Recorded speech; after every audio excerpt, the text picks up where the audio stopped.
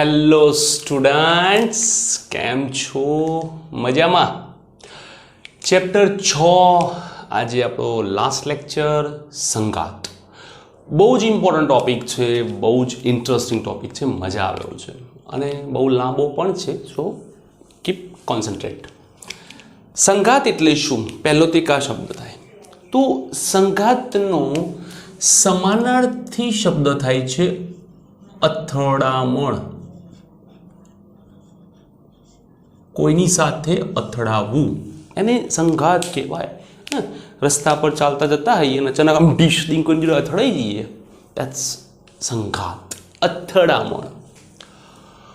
સંઘાતની અંદર બે પદાર્થો એકબીજાને અથડાય છે. સામાન્ય રીતે એમાં બાહ્ય બળની ગેરહાજરી લેવામાં આવે છે. જેમ કે આપણો સૌથી બેસ્ટ એક્ઝામ્પલ જોઈએ, બેસ્ટ એક્ઝામ્પલ આજકાલની જનરેશન માટે તો બહુ જ ઓકે છે. આજથી 10 વર્ષ પહેલાં કદાચ મેં આ ટૉપિક વિડીયોમાં લીધો હોત તો હું એ વખતે કેરમ બોર્ડનું ઉદાહરણ આપત, પણ તમને લોકો તો well set and high level technological generation, તો તમારા માટે ઉદાહરણ આવે છે બિલિયર્ડ્સ. એટલે જે પુલ ટેબલ આવે છે ને, સ્નૂકર ટેબલ, પુલ ટેબલ. એ પુલ ટેબલની અંદર એક બોલ બીજા બોલને અથડાય છે, એને સંઘાત કહેવાય. તમે સ્ટીક વડે એક બોલને બોલ આપી દો છો, ત્યારબાદ એ બોલ રગડતો આગળ જાય છે અને બીજા બોલને અથડાય છે. તો એ બેની અથડામણમાં કોઈ બાહ્ય બળ હોતું નથી.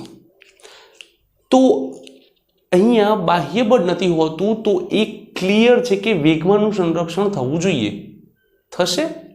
ઓકે, લેટ્સ ચેક કરીએ આપણે. એ પહેલાં આપણે બે બોલની અથડામણનો વિચાર કરીએ કે ધારો કે આ બોલ છે, આ બીજો બોલ છે. નંબર આપી દો, 1, 2. ઓકે, હવે જ્યારે અથડાય છે ત્યારે તેઓ એકબીજાને બળ લગાવે છે, તો એવું કહેવાય કે બોલ એક પર બે દ્વારા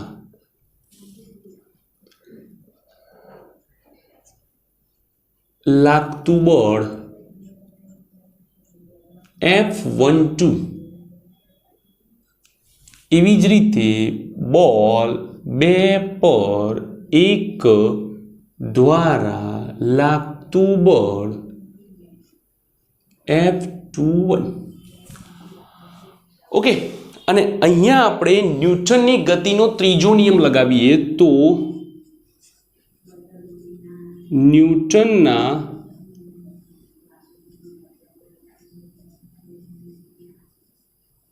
ત્રીજા નિયમ પરથી F12 is equals to minus F21. Okay, આ બંને એકબીજા પર એક સરખા સમય સુધી બળ લગાવે છે, તો એવું કહેવાય કે બંને ડેલ્ટા ટી સમય સુધી બળ લગાવે છે. કેટલો? ડેલ્ટા ટી, જે બી હશે, 1 સેકન્ડ, 2 સેકન્ડ, 5 સેકન્ડ કે મિલી સેકન્ડ કે માઇક્રો સેકન્ડ, જે બી હશે, એક સરખી હશે. F12 delta T is equals to minus F21 delta T.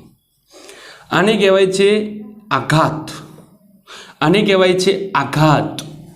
હવે F12 જે આઘાત છે એ કોનો આઘાત છે? પહેલાનો, જેનાથી પહેલાનું વેગમાન બદલાશે. F21 કોણ છે? આઘાત બીજાનો, જેનાથી બીજાનું વેગમાન બદલાશે. આ બાજુ લઈ લઈએ.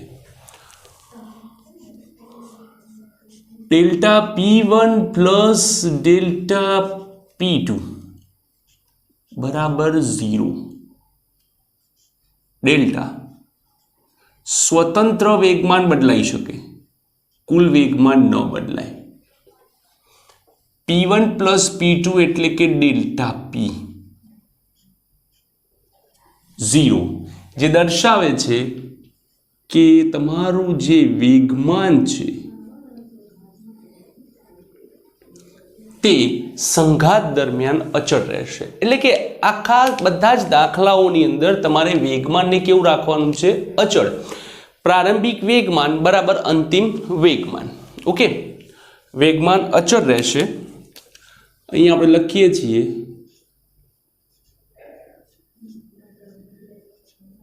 પ્રારંભિક વેગમાન, અથવા તો વ્યવસ્થિત લખીએ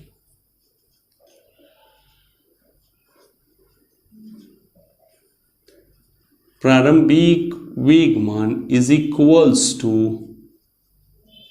અંતિમ વેગમાન. ઓકે, પ્રારંભિક વેગમાન ઇઝ ઇક્વલ્સ ટુ અંતિમ વેગમાન થાય છે. ઓકે, ત્યારબાદ અથડામણ થાય છે ત્યારે એકબીજાના વેગની દિશાઓ તો બદલાય જ છે, પણ શું વેગના મૂલ્યો બદલાતા હશે? કદાચ હા. અને જો વેગના મૂલ્યો બદલાય છે તો ગતિ ઉર્જા સૌથી પહેલા આવશે. ઓકે, તો જ્યારે પણ વેગમાન અચળ હોય છે, સંઘાત થાય છે, ત્યારે ગતિ ઉર્જા પણ એટલી જ અગત્યની હોય છે. અને ગતિ ઉર્જા પરથી આપણને 3 પ્રકારના સંઘાતો મળે.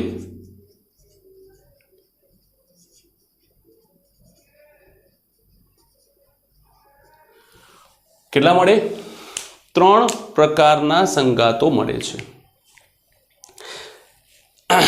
એમાં સૌથી પહેલો સંઘાત છે સંપૂર્ણ સ્થિતિસ્થાપક સંઘાત, અથવા તો સ્થિતિસ્થાપક સંઘાત.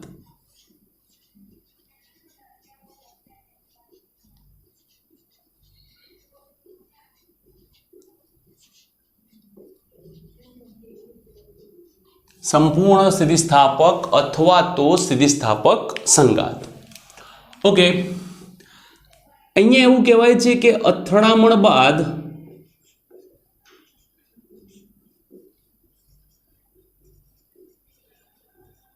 અને અથવા તો અથડામણ પહેલા અને અથડામણ બાદ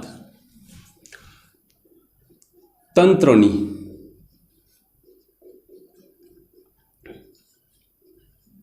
ગતિ ઉર્જા અચળ રહે તો તેવા સંઘાતને સંપૂર્ણ અથવા તો સ્થિતિસ્થાપક સંઘાત તરીકે ઓળખવામાં આવે છે. યાદ રાખો, મેં શબ્દ વાપર્યો છે તંત્રની. તંત્રની ગતિ ઉર્જા અચળ હશે, એટલે કે ki is equals to kf. ki બરાબર k1 plus k2 is equals to k1 dash plus k2 dash, જે દર્શાવે છે કે પદાર્થની ગતિ ઉર્જા બદલાઈ શકે.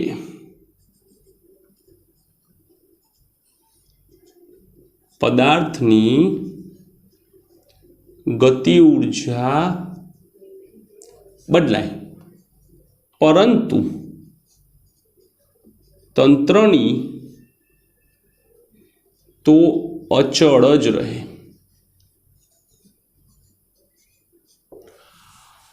ધારો કે અથડામણ પહેલા કુલ ગતિ ઉર્જા તંત્રની k1 અને k2 ની વાત કરીએ આપણે, k1 અને k2 ની, તો પહેલા આની 10 આની 20, ટોટલ કેટલી થઈ?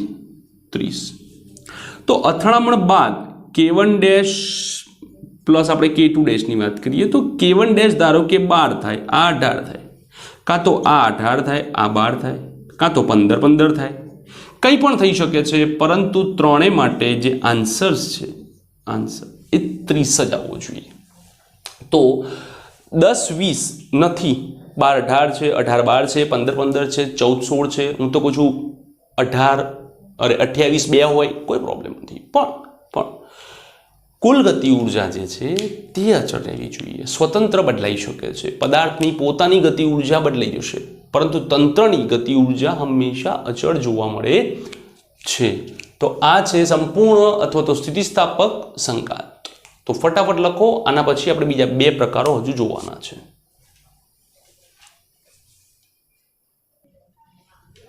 ચલો બીજો પ્રકાર જોઈએ.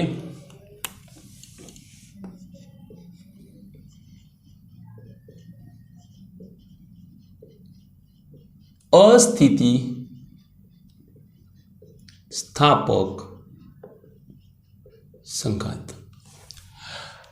સામાન્ય રીતે આ એક આદર્શ પરિસ્થિતિ છે અને આ એક વાસ્તવિક પરિસ્થિતિ છે. વાસ્તવિક પરિસ્થિતિ એવું કહે છે કે તંત્રની જે ગતિ ઉર્જા છે અચળ જળવાતી નથી. તંત્રની જે ગતિ ઉર્જા છે તે અચળ જળવાતી નથી. એની પાછળનું કારણ શું હોય છે?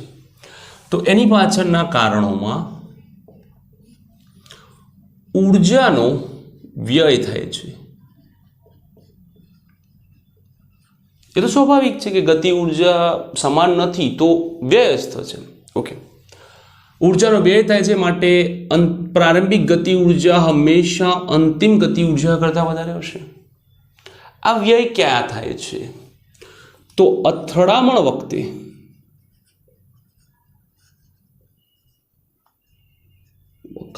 જે ધ્વનિ ઉત્પન્ન થાય છે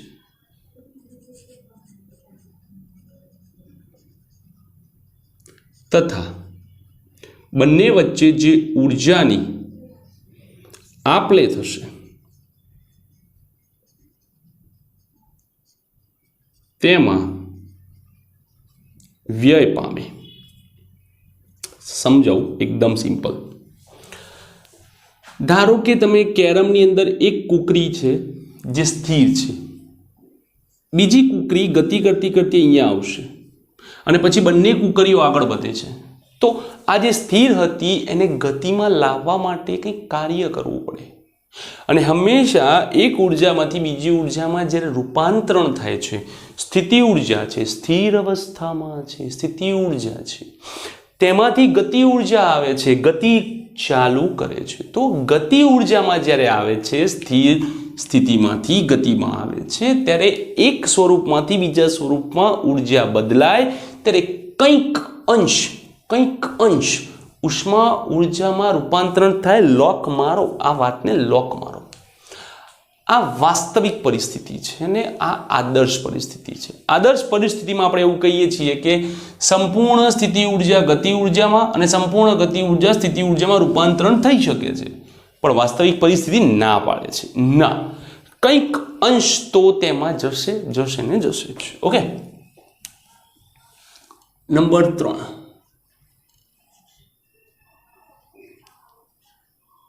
સંપૂર્ણ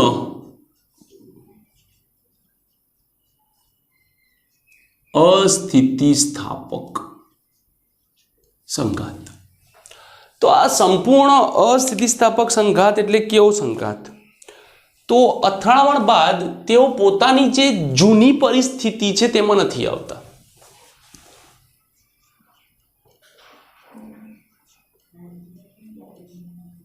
અથડામણ બાદ મૂળ સ્થિતિ પ્રાપ્ત નથી કરી શકતા અને બંને પદાર્થો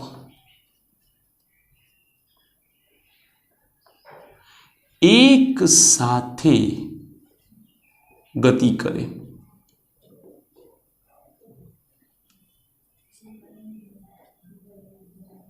તો તેવા સંઘાતને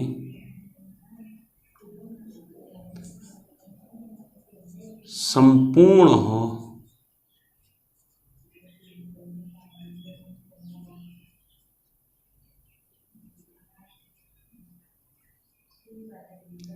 અસ્થિતિસ્થાપક સંઘાત કહે છે. સંપૂર્ણ અસ્થિતિસ્થાપક સંઘાત કહે છે. કોને? જ્યારે બંને પદાર્થો એકબીજાની સાથે ગતિ કરે છે. ઓકે, આપણે અહીંયા સંઘાત જોઈશું બે પ્રકારે.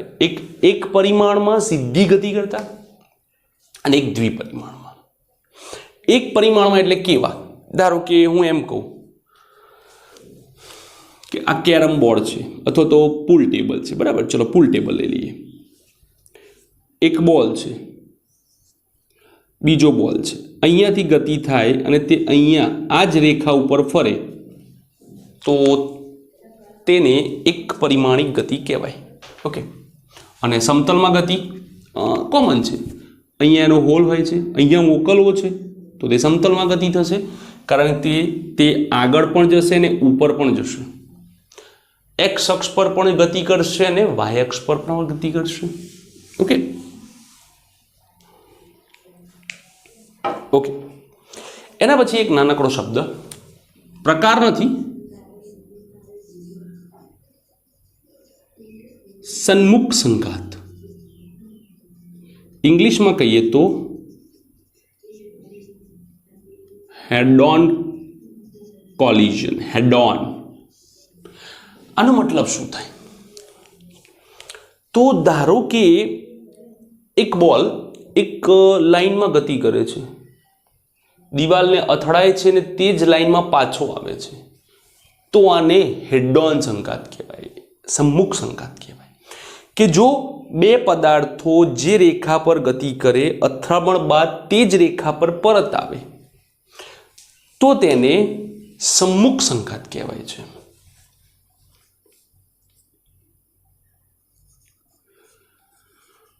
જો પદાર્થો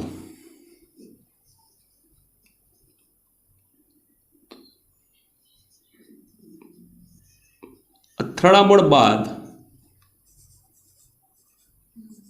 મૂળ રેખા પર જ ગતિ કરી પરત આવે, પરત એટલે એક્ઝેક્ટ ત્યાં આવે તે જરૂર નથી, થોડું આગળ ઓછું થઈ શકે છે, તેને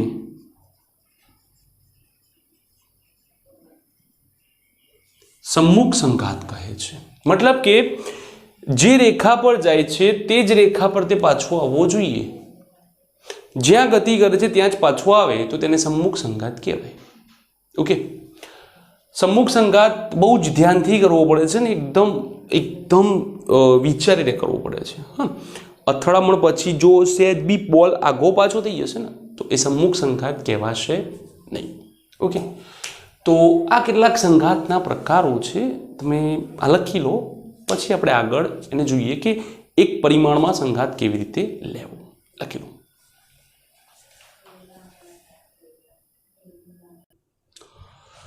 ચલો હવે આપણે જોઈએ એક પરિમાણમાં સંપૂર્ણ અસ્થિતિસ્થાપક સંઘાત કેવી રીતે હોય. આપણે એક કામ કરીએ, એક એક્ઝામ્પલ લઈએ. ધારો કે એક લાકડાનો ટુકડો છે, બરાબર?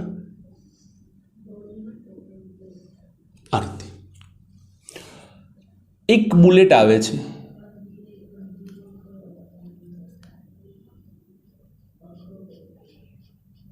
બુલેટ આવે છે. આ લાકડાનો ટુકડો શરૂઆતમાં આપણો સ્થિર અવસ્થામાં છે, એટલે પ્રારંભિક વેગ 0 લઈએ અને આનો પ્રારંભિક વેગ v1i લઈએ. ઓકે. આને અથડાશે, અથડીને અંદર ઘૂસશે એટલે બંને એક સાથે ગતિ કરે છે.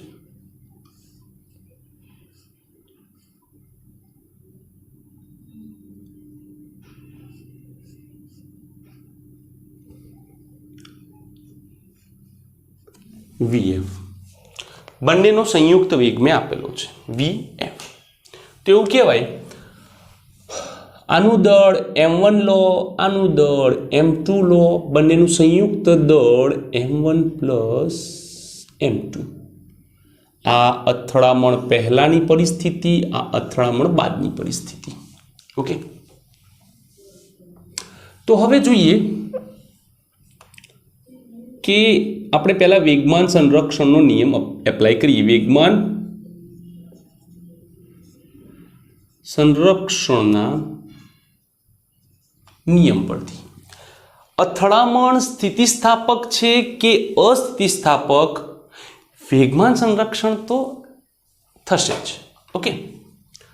તો m1 v1i plus M2V2I, M1VF, M2VF. Okay, બંનેના વેગ સમાન છે માટે VF. હવે V2I તો શૂન્ય છે એટલે આ પદ જે છે તે 0 બની જશે. V1I VF common, M1 plus M2 નીચે લઈ લો.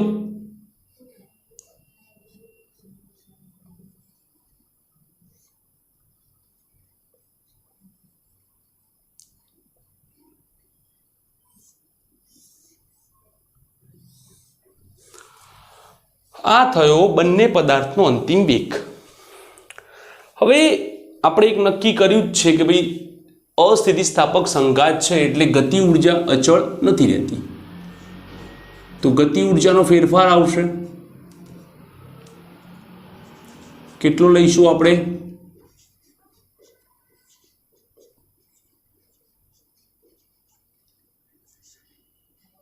ડેલ્ટા કે K1 માઇનસ અથવા તો KI minus KF, KI minus KF અથવા તો KF માઇનસ KI પણ લખી શકું છું. આપણને ખબર જ છે કે ગતિ ઉર્જા ઘટે જ છે. Half M1V1I whole square. V2I નથી લખતા કારણ કે તે શૂન્ય જ છે, minus half M1VF square plus half M2VF square is equals to half M1V1I square minus half VF square common કાઢો.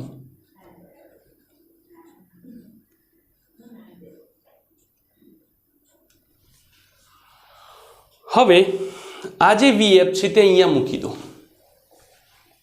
તો is equals to M1V1I whole square minus half M1 plus M2. VF ના સ્થાને મૂકીશું તો બધાનો વર્ગ થઈ જશે, તો થશે M1 square V1I whole square છેદમાં M1 પ્લસ M2 નો હોલ સ્ક્વેર. એક ગયા. હવે આ બંને પાસેથી હાફ કોમન કાઢ લો. M1 અહીંયા 2 છે, અહીંયા 1 છે, તો 1 કોમન કાઢ લો. V1I સ્ક્વેર કોમન કાઢ લો. શું વધ્યું? તો કંઈ તો બધું નીકળી ગયું કોમન. 1 માઇનસ અહીંયા 2 M1 હતા, એમાંથી 1 કાઢ્યો M1, નીચે M1 plus M2 is equals to half M1V1I whole square. લસા લો M1 plus M2 minus M1, નીચે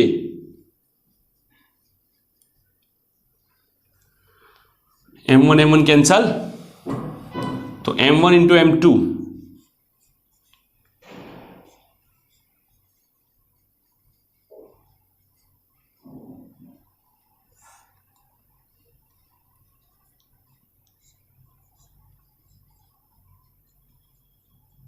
M1 પ્લસ M2. આટલો ગતિ ઉર્જાનો ઘટાડો નોંધાય છે.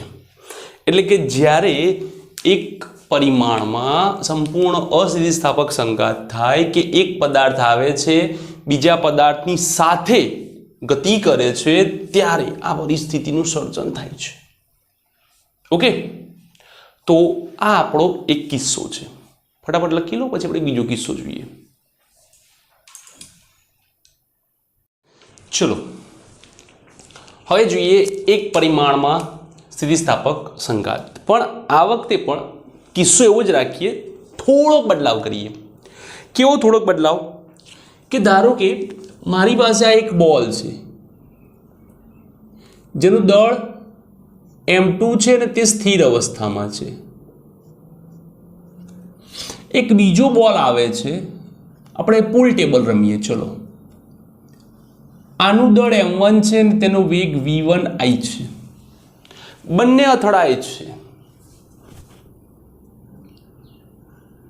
આ બંને અથડાય છે અને અથડામણ પછી આનો દળ M1 છે, આનું દળ M2 છે.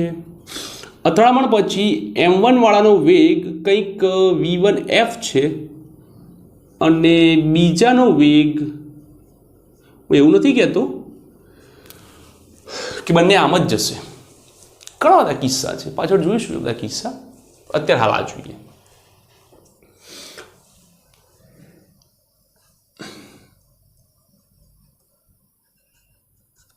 ઓકે, તો સૌથી પહેલા આપણે શરૂઆત કરીએ વેગમાન સંરક્ષણના નિયમ પરથી.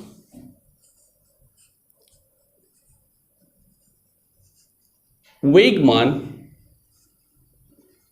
સંરક્ષણના નિયમ પરથી આ બંને માટે M1 V1I plus M2 V2I is equals to M1 V1F plus M2 V2F. હવે V2I તો 0 છે,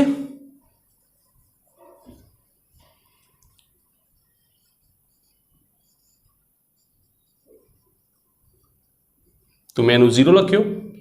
અને આ બાજુ લાવો, સમીકરણ નંબર 1 આપો. M1 કોમન કાઢ લો, V1I minus V1F is equals to M2 V2F. અને સમીકરણ નંબર 2 આપો. ઓકે, તો વેગમાન સંરક્ષણનું કામ પૂરું થઈ ગયું. આપણે જે બનાવવું હતું એ બનાવી દીધું છે. હવે આપણે શું કરીશું કે અથડામણ કઈ કીધી છે? સ્થિતિસ્થાપક. તો સંઘાત સ્થિતિસ્થાપક હોવાથી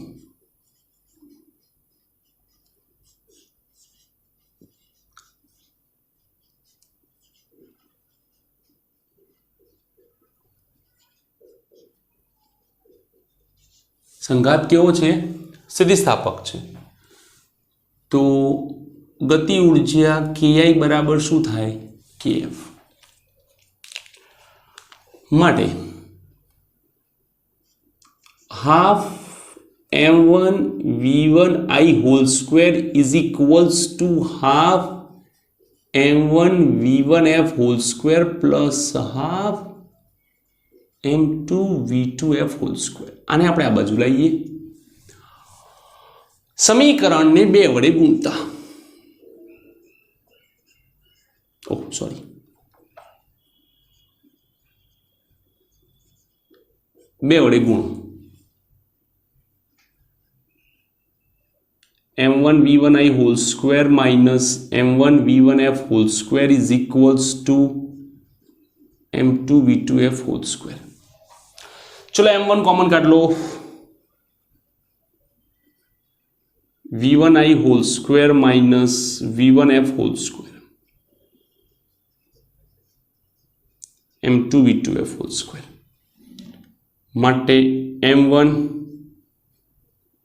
V1I minus V1F V1I plus V1F is equals to M2 V2F whole square. ચલો, આને આપણે સમીકરણ નંબર 3 કહીએ. તમારી પાસે ચાન્સીસ છે જેવું લખવું એવું લખવાના કે ભાઈ આના બરાબર આ સરખાવવું છે તો સરખાવી શકો છો, બરાબર. ગુણોત્તર લેવો છે તો ગુણોત્તર લઈ શકો છો, જેવું અનુકૂળ આવે એવું લખો. હું સરખાવીશ. સમીકરણ 2 અને 3 ને, અથવા તો 2 ની કિંમત 3 માં મૂકો.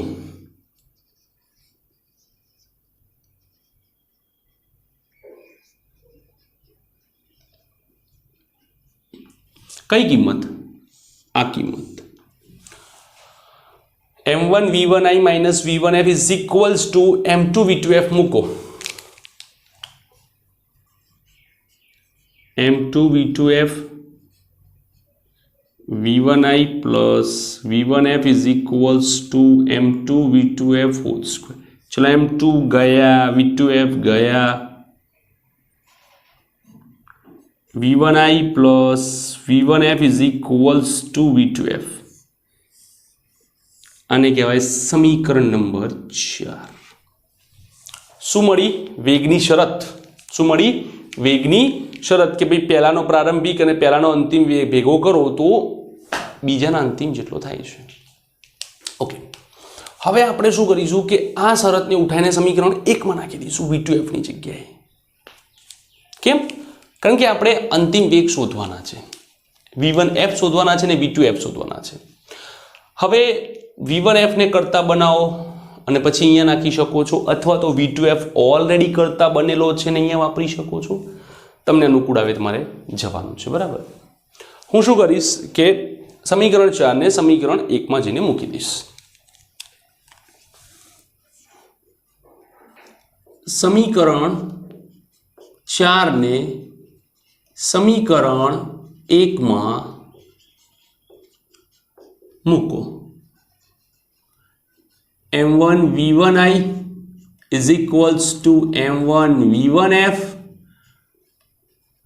plus m2 v2f ની જગ્યાએ આવશે v1i plus v1f. Okay, v2f ની જગ્યાએ આપણે આ લખીએ છીએ.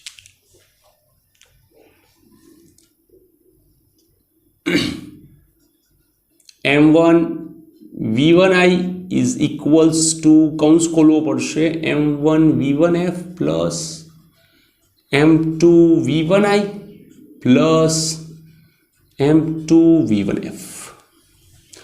અહીંયાથી આપણે v1f ને કોમન કાઢ લઈએ ને આને આ બાજુ લઈએ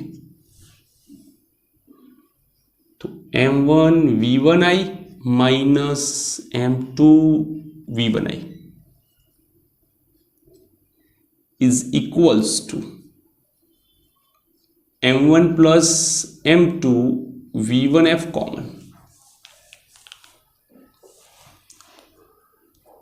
v1i common કાઢો.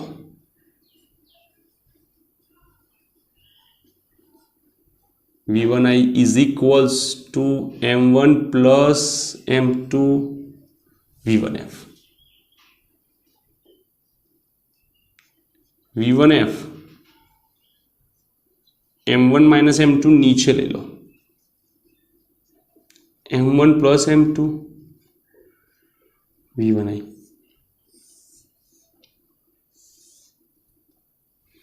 આ થઈ ગયો તમારો અંતિમ વેગ. તો પ્રથમ પદાર્થનો અંતિમ વેગ અહીંયા આપણને ખબર છે કે બાદબાકી છે, તો પ્રથમ પદાર્થનો અંતિમ વેગ હંમેશા અથડામણ બાદ ઘટી જશે. અથડામણ બાદ કેવો થઈ જશે? ઘટી જશે. તો આ છે આપણી પાસે એક સમીકરણ. હવે આપણે શું કરવાનું છે કે આ સમીકરણનો ઉપયોગ અહીંયા કરવાનો છે સમીકરણ 4 માં, અને આપણે v1f લાવવાના છે, v2f લાવવાના છે. તો સમીકરણ 4 માં v1f લો.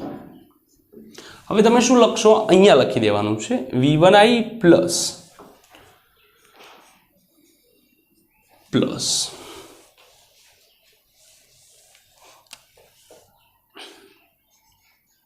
m1 माइनस m2 नीचे m1 plus m2 v1i is equals to v2f. चलो v1i कॉमन ले लो तो 1 प्लस m1 माइनस m2 नीचे m1 plus m2 is equals to v2f. Okay, હવે તમે થોડુંક લખી લો બોર્ડ ઉપરથી, પછી અહીંયાથી ભૂસીને આગળ જો. ઓકે, ચલો આપણે આગળ જઈએ.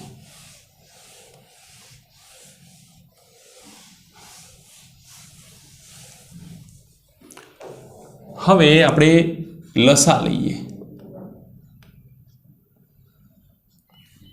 ઉપર લઈ લો m1 plus m2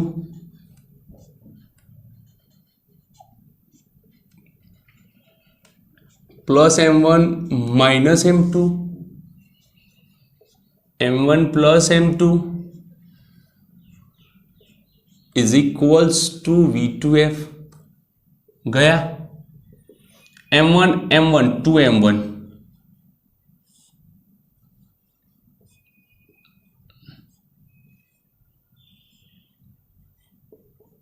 v1i is equals to v2f. તો આપણી પાસે આ બે સમીકરણ આવ્યા છે. ઓકે, હવે આપણે આ બે સમીકરણનો ઉપયોગ કરીને તેના ખાસ કિસ્સા ચર્ચીશું. એ પહેલા તમે આ લખી લો. ચલો ફટાફટ.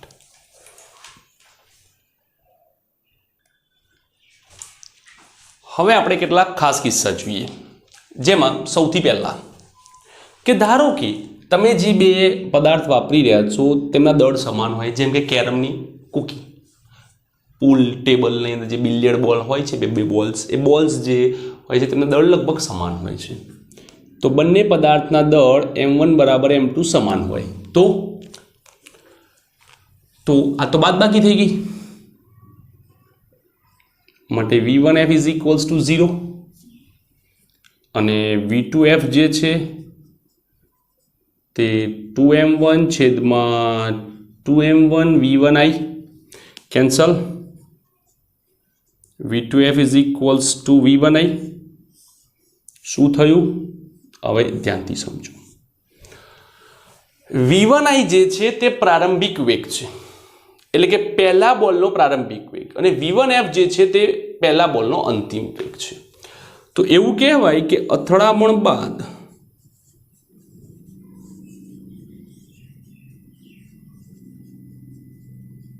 બોલ 1 સ્થિર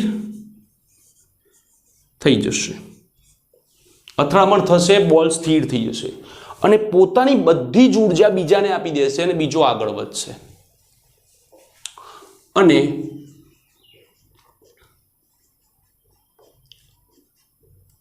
બોલ 2 તેની બધી જ ઉર્જા લઈને તેના જેટલા જ વેગથી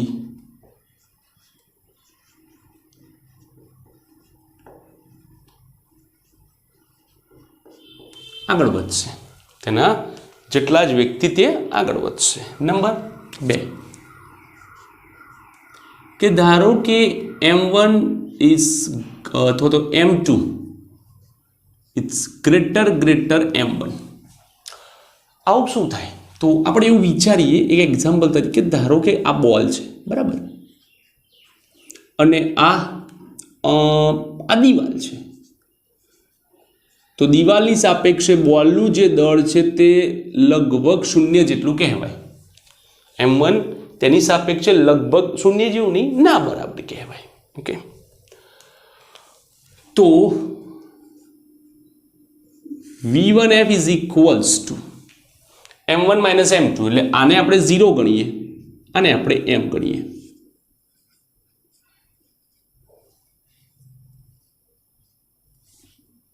mm કેન્સલ, v1f બરાબર v1i. એનો મતલબ શું થયો? સોરી, માઇનસ, કે બોલ અથડાઈને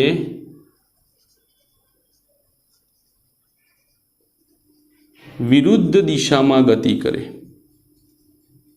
એટલે એવું કહેવાય કે પરત આવે.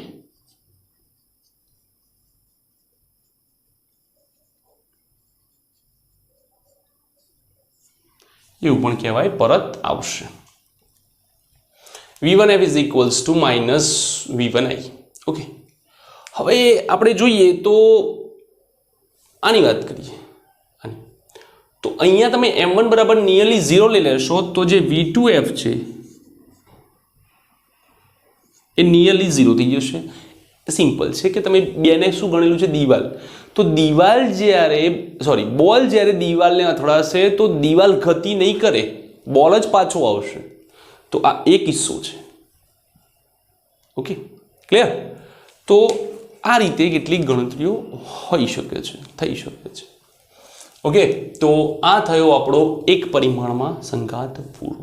હવે આપણે જોઈશું દ્વિપરિમાણમાં. એ પહેલા આટલું લખી લો.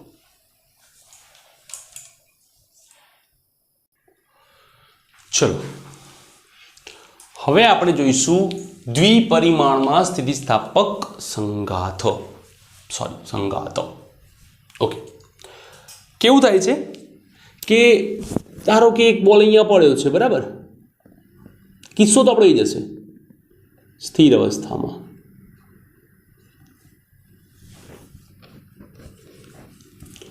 બીજો બોલ જે છે તે V1I વેગથી આવે છે, અથડાય છે.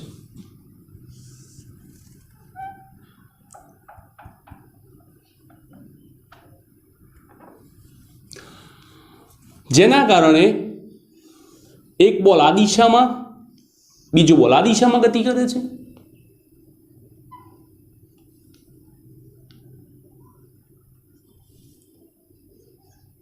M1 V1I, V2F, it's V1F.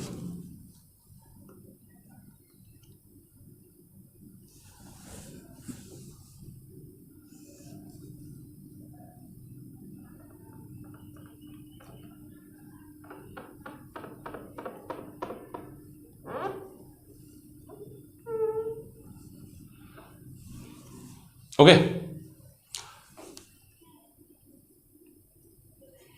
આ θ1, આ θ2, આનો વેગ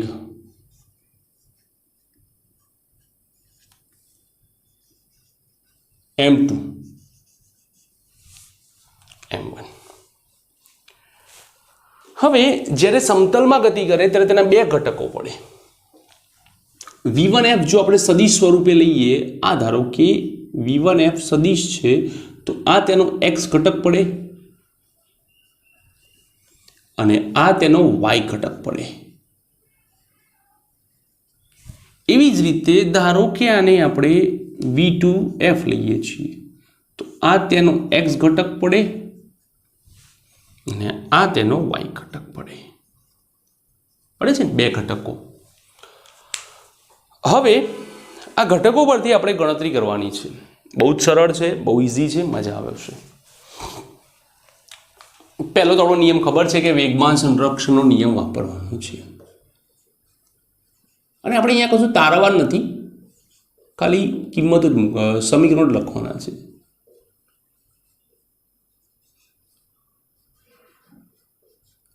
M1 V1I is equals to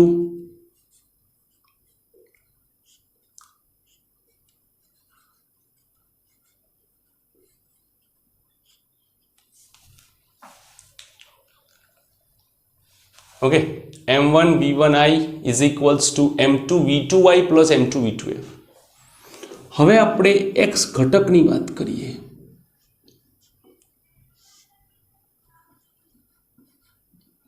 M1 V1I કેમ?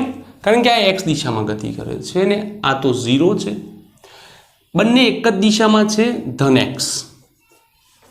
માટે આપણે લખીશું કે ભાઈ sorry my mistake, M1 V1F cos θ1 plus M2 V2F cos θ2. આના માટે θ1, આના માટે θ2. y ઘટકની વાત કરીએ. y ઘટક શું કહે છે કે આ પદાર્થ તો x દિશામાં ગતિ કરે છે, y માં જતો નથી, તો y ઘટક 0 આવશે. આ બોલની વાત કરીએ તો તે ઉપર તરફ જાય છે એટલે કે ધન y દિશામાં છે, માટે એના માટે M1 V1F sin θ1 લઈશું ને આ નીચે તરફ આપે છે, તો એના માટે નેગેટિવ આવશે M2 V2F sin θ2. આ બાજુ લઈ લો.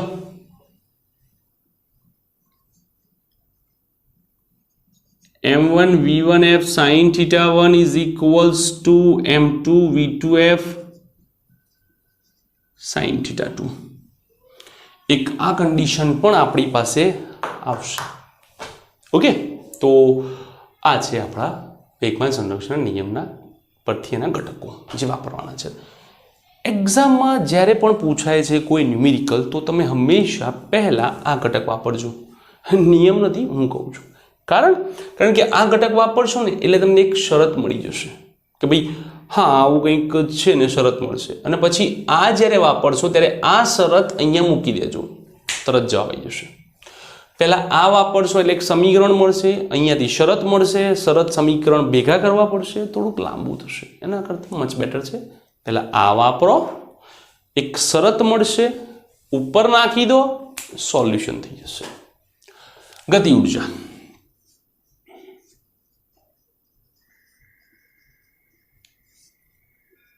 સંગાત સ્થિતિસ્થાપક છે m1v1i whole square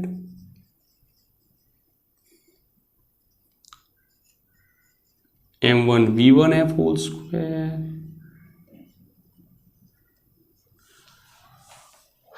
m2v2f whole square. Okay, તો આ છે આપણી માટે દ્વિપરિમાણમાં સ્થિતિસ્થાપક સંગાત.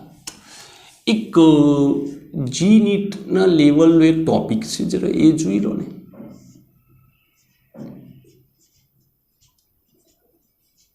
રેસ્ટિટ્યુશન અંક. રેસ્ટિટ્યુશન અંક. રેસ્ટિટ્યુશન અંક E is equals to v2 minus v1 છેદમાં u1 માઇનસ u2. આપણી લેંગ્વેજમાં અહીંયા પરથી લખીએ તો એવું લખાય કે v2f માઇનસ v1f છેદમાં v1i માઇનસ v2i. ઓકે, સાપેક્ષ વેગ બાદબાકી લો એટલે શું આવે? સાપેક્ષ વેગ. આ અથડામણ પછીનો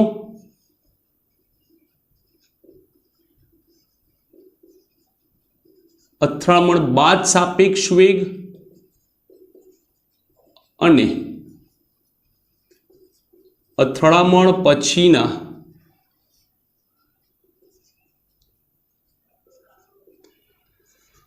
સાપેક્ષ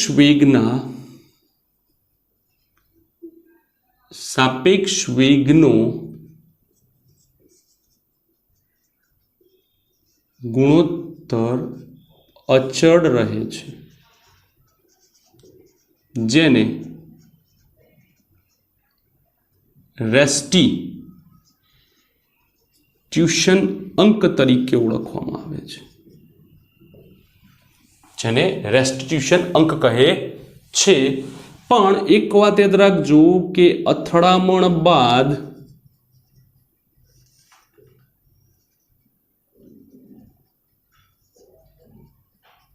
નો સાપેક્ષ વેગ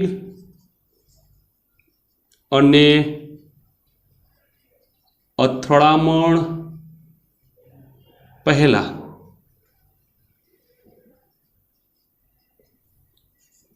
નો સાપેક્ષ વેગ વિરુદ્ધ હોય છે. કેવું હોય છે?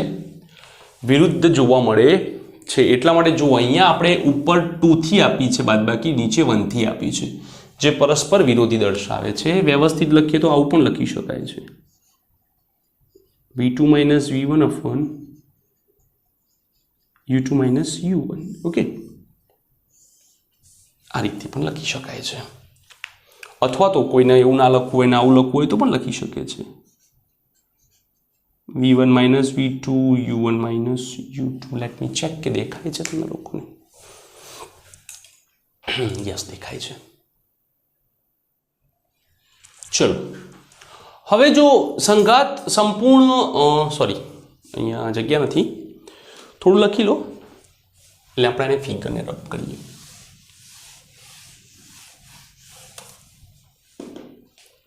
જો સંઘાત સ્થિતિસ્થાપક છે, સંપૂર્ણ સ્થિતિસ્થાપક,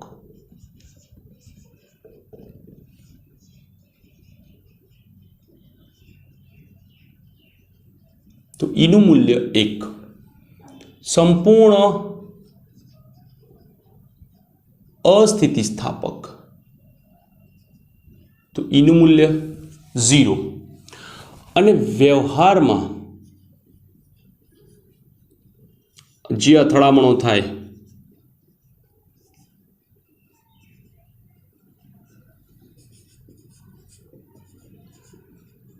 એનું મૂલ્ય 0 થી 1ની વચ્ચે જોવા મળે છે. 0 થી 1ની વચ્ચે જોવા મળે છે. તો આ છે ટોટલી સંઘાતનો આખો ટોપિક બધું જ કવર કર્યું, કંઈ જ બાકી નથી રાખ્યું. ઓકે, તો ધ્યાનથી સમજો, ફરીથી વિડીયો જુઓ, વધારે ને વધારે સમજવાની કોશિશ કરો. ઓકે, એન્ડ સંઘાતના કેટલાક ન્યુમેરિકલ્સનો પણ એક વિડીયો બનાવીશ અને એ પણ જલ્દીથી મૂકી દઈશ, અને એની લિંક આ ડિસ્ક્રિપ્શનમાં જ્યારે પણ એને અપલોડ કરીશ ત્યારે મૂકેલી હશે. ઓકે, તો આજનો વિડીયો કેવો લાગ્યો એની કમેન્ટ કરવાની છે. Okay, thank you for watching this video.